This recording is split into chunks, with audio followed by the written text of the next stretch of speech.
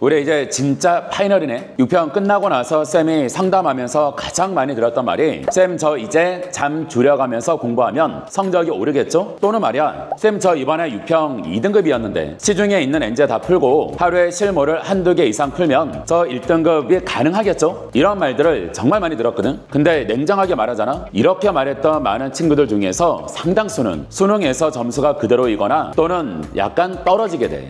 왜 그러냐라고 하면 수학은 공부하는 시간에 따라 성적이 오르는 과목이 아니거든. 장단컨대 파이널 기간에 공부의 방향을 바꾸지 않으면 절대 역전을 할 수 없어.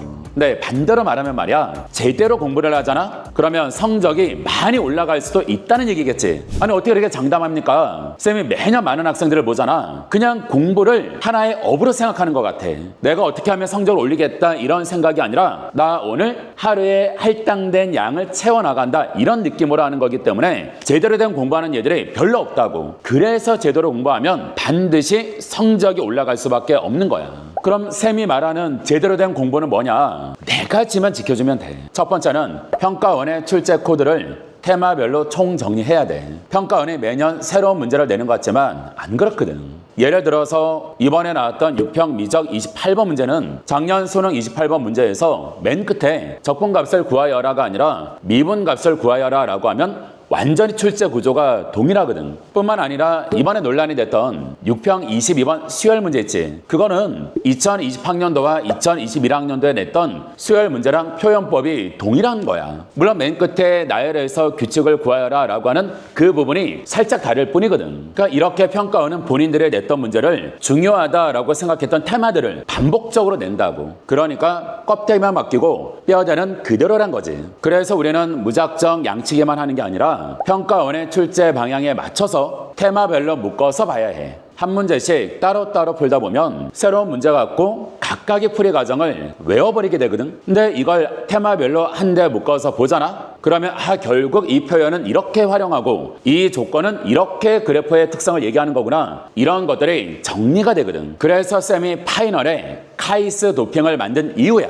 말 그대로 카이스, 평가원, 도핑, 주입이지. 그래서 평가원이 내려고 하는 테마들을 너희들한테 완벽하게 머릿속에 주입시키겠다 이거거든. 매주 평가원의 핵심 출제 테마를 하나씩 선정해서 그 테마 안에 평가원이 낼 수 있는 다양한 출제 코드를 다 반영하고 어떤 방식으로 평가원이 내던 간에 너희들이 반응할 수 있도록 그 테마에 대해서 너희들한테 체화시키는 교재야. 두 번째는 평가원의 출제 구조와 낯선 표현들에 대한 적응력을 키워야 돼. 카이스 도핑을 이용해서 테마별로 정리했다라고 해서 끝이 아니야. 머릿속에서는 알고 있는데 이걸 실전에서 끄집어내려다 보니까 잘 안 되는 경우가 많거든. 그래서 실전 모의고사를 통해서 머릿속에서 알고 있는 걸 끄집어내는 연습이 필요해. 근데 이때 아무 모의고사나 풀면 안 돼. 실무를 고를 때는 딱 두 가지 기준을 보면 돼. 첫 번째는 평가원에 내려고 하는 구조와 표현을 잘 반영했는가. 중요하지? 그 다음에 두 번째는 말이야 지엽적이고 억지스러운 문제로 난이도를 높인 모의고사인가. 이건 정말 말이 안 돼. 왜 그러냐면 결국 수능날 우리한테 필요한 거 있지. 평가원이 내려고 했던 구조와 표현을 얼마나 그동안 많이 경험했는가. 이게 관건이거든. 그래서 쌤이 김성호 실전 모의고사를 만들 때도 특히 평가원이 내려고 하는 표현법을 정말 잘 반영했는가를 많이 고민하거든. 그래서 쌤 기준에 맞지 않으면 모의고사로 나오지 않는 거야. 그래서 쌤 모의고사가 유명한 거거든. 결국 쌤 모의고사 홍보하는 거네. 이럴 수 있는데 그만큼 쌤이 시간과 정성을 들여서 쌤 모의고사를 만들었거든. 자신 있게 권할 수 있어. 세 번째는 EBS 연계에 대한 완벽한 대비야. 쌤 EBS를 풀어야 될까요? 이런 질문 정말 많거든. 근데 평가원이 EBS에서 50%를 연계할게 라고 했단 말이야.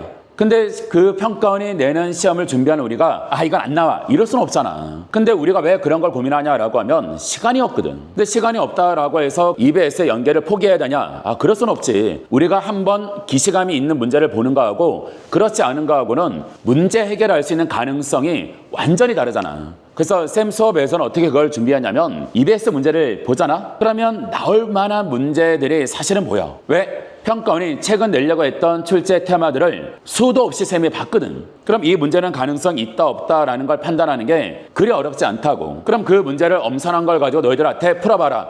이 정도에서 끝내면 안 되지. 그게 아니라 평가원은 그 문제를 그대로 낼 게 아니라 약간은 그 구조와 소재를 그대로 남겨둔 채로 변형하잖아. 그래서 쌤은 킬러 미스라는 교재를 가지고 첫 번째는 EBS에 관련된 문제를 엄선하고 그 엄선된 문제 각각에 대해서 말이야 변형 문제를 만들어서 너희들의 문제 해결력을 높이는 그런 컨텐츠를 준비했어. 네 번째는 극도의 압박감 속에서 자기 자신의 풀이 습관을 점검해야 돼. 평가원의 출제 테마를 정리하고 실무를 통해서 알고 있는 걸 끄집어내는 연습도 하고 또 EBS 연계에 대한 대비도 하고 그럼 이제 마지막으로 실전 연습을 해야지. 집에서 혼자 풀다 보면 잘 풀리거든. 그런데 시험장에서 막상 문제를 풀다 보면 말이야 쉬운 문제에서 계산 실수도 많이 하고 그 다음에 중간 번호 문제에서 막히면 살짝 넘어가기도 해야 되는데 미련이 남아서 그걸 잘 못 넘기고 또 어려운 문제는 이거 내가 아는 문제인데 하는데 막상 문제 풀려다 보면 잘 안 풀리고 그러다 보니까 시험 시간 배분을 못하는 경우가 망치는 경우가 많거든. 그래서 매주 현장에서 약간의 압박감을 느끼면서 실전 연습을 하는 게 반드시 필요해. 자, 정리하자면 파이널 기간에 성적을 올리는 학생들은 무작정 양치기를 하는 학생들이 아니야. 평가원이 최근에 내는 출제 테마들에 대해서 완벽하게 정리하고 그 다음 머릿속에 알고 있는 걸 끄집어내는 실전 연습을 철저하게 하고 또 평가원이 낼 수 있는 EBS와 관련된 테마들에 대해서 완벽하게 정리하고 현장에서 그 시험을 운영하는 연습을 꾸준히 하고 이런 약간의 네 가지가 완벽하게 맞물려서 돌아갔을 때만 성적이 올라갈 수 있는 거거든. 그러니까 쌤 수업을 듣지 않는다라고 하더라도 말이야 요 네 가지를 가지고 파이널을 준비해 나가는 게 맞다고 생각을 해. 그러니까 성적을 올리고 싶다면 꼭 명심하도록 해. 지금부터라도 제대로 된 공부 방법을 잡고 수능 대박을 향해서 달려가 보는 거야. 지금까지 시대인재에서 수학을 가르치는 김성호 쌤이야.